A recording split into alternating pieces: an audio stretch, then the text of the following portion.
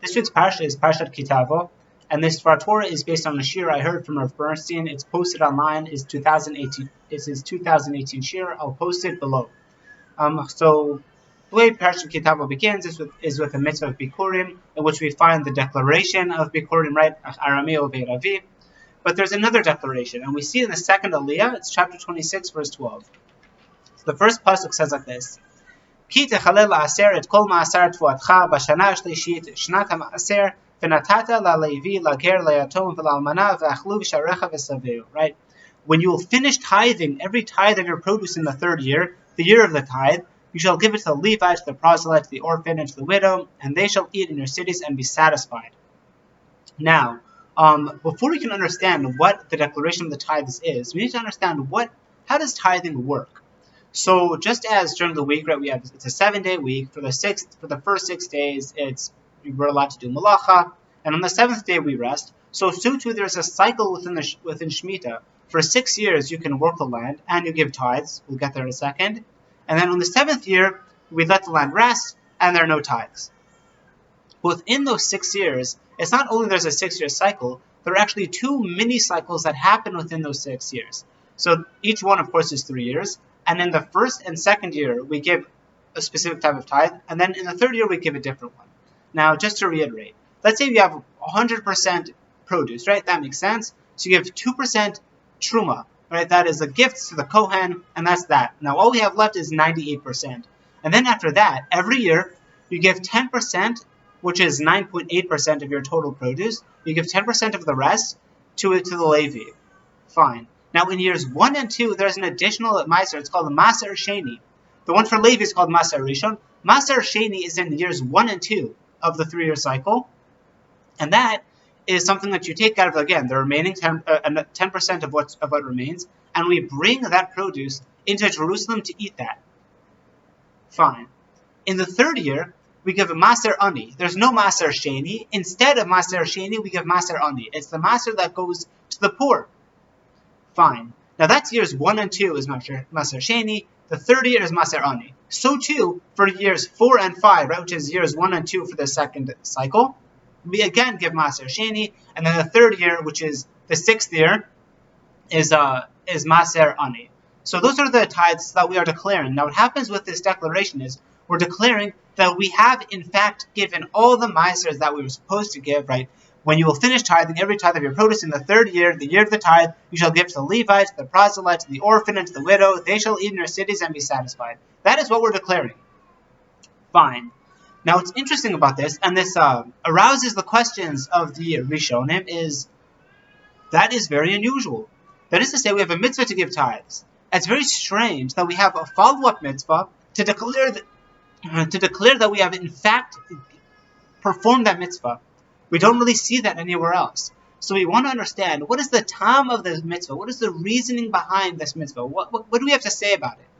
So the Sefer HaChinuch picks this up, and he says as follows. He's like, unfortunately, it is within human nature that a person has obligations, and sometimes he'll forget about it, or he'll neglect to do it, or it just won't get done at the end of the day.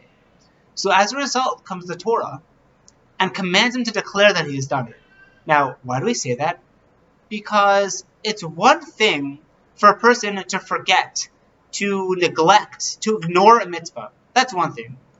It's something completely different to come and for him to testify that, in fact, he has done that mitzvah that he has neglected to do. And as a result, the Torah is effectively safeguarding this mitzvah and ensuring that it gets done. And that is at least one explanation for what lies behind this idea of the declaration of the tithes, the vidui maaser. I have in fact taken the maaser because now, in case you're not going to do it, now there's an extra incentive to do so, because at the end of the day, or at the end of the 3 years, you're going to have to declare that you have done so, and people are not going to lie about something. Of course, there are some people who would, but the vast majority of people will not. They won't go that far. That's one reason. But there's a second reason, and it's provided by the Akedat Yitzchak, and it's also very interesting. So he says as follows. Now, he says there's a special meaning to the Torah requiring you to declare before Hashem right? Because that's what the pasuk says. It says like this. The very next pasuk, verse 13, "Va'amarta lifnei Hashem Elokecha," and you shall say before the Lord your God. That's what it says. So why is it so important for the Torah to say that? You have to confess in front of God. Why? So the Kid Yitzchak says as follows. There's an idea within Torah that there are two categories of mitzvahs, right? We've spoken about this before. There's ben adam l'makom, between man and God, and ben adam l'chavero, between man and man. And sometimes the Torah is so effective at taking care of people that it is possible to lose sight of the fact that all these mitzvahs that are about taking care of people, right, they're also mitzvahs. They are part of the spiritual program of the Jewish people. That's how we, in fact, connect to HaKadosh Baruch Hu. That's how we connect to God. Now, from a certain perspective, the mitzvahs that involve taking care of others do bring about a closer connection to God than mitzvahs ben adam l'makom, because we're trying to form a connection to HaKadosh Baruch Hu. Now, how do we form a connection to somebody? How do we attain an affinity for somebody? It's by being like them. Now, when we participate in these special social mitzvahs that we're helping out the poor, and we're helping out the widows, and we're helping out the orphans, and we're doing all these things, we are, in a sense, resembling God, because God cares about these people. We're showing the concern that God would show. And that's a very important concept, right? There's a special ruach hachaya in the lashon of Rav Bernstein. There's a certain like liveliness to these mitzvahs that goes into mitzvahs ben adam l'chavero that helps us connect to God, that is absent from mitzvahs ben adam l'makom. The problem it is easy to sideline that. When we're taking care of other people, we could think that it's just a nice social endeavor. It is, lahavdil, its own type of social welfare. The Torah commands us to provide for our neighbors, for our friends, for our fellows, for our fellow Jews. And the risk here is that we get detached from the spiritual essence of this mitzvah. It is, at the end of the day, a mitzvah. Now, how are we reminded of the spiritual core of this mitzvah?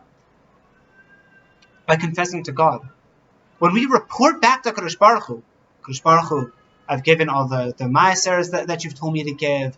Now we're forming a connection to God, and we're making sure to reestablish that connection that was originally given to us with that mitzvah. We'll end it here. Those are the two ideas that are shared by Rav Bernstein. Shabbat Shalom.